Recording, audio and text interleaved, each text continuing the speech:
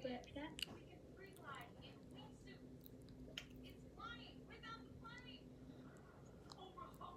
Literally got this up to that.